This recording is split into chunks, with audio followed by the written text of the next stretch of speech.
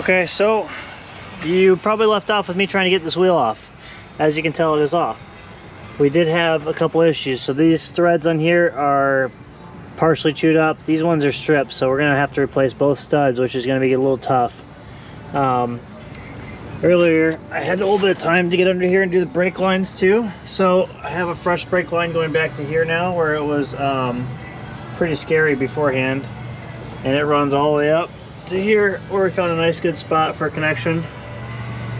And I hope that's focused for you. So that's in. We had to get a new fitting for this guy too. And then I cracked this bleeder to make sure that I could bleed this one, which I can, which is great news. That side, we broke the bleeder off of. So I got a new wheel cylinder for that side. And took all the stuff out of it. And so we'll get to putting that one back together. Then we'll take this side apart. And then we will replace on everything in here. And then eventually we have to address our lovely spacer here. The other side's even worse. So as you can probably tell, the leaf springs are this shape and they're supposed to be this shape. So I ordered some. They ain't cheap, but that should give us good clearance. They are 3-inch lift springs, and they come with some shims to shim the axle.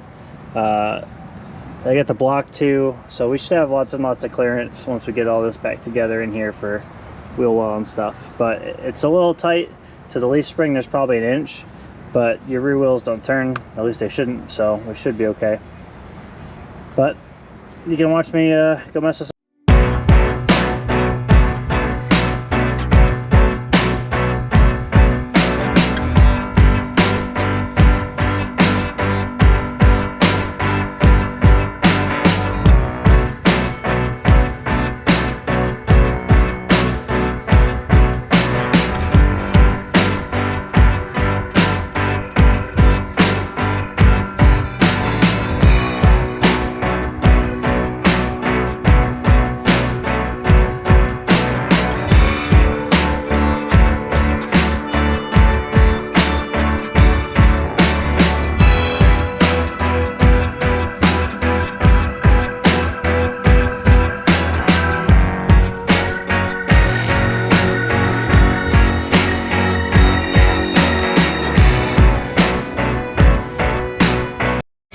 Alright, so what you just saw, this is a ball joint separator. I just use this to push out these studs here.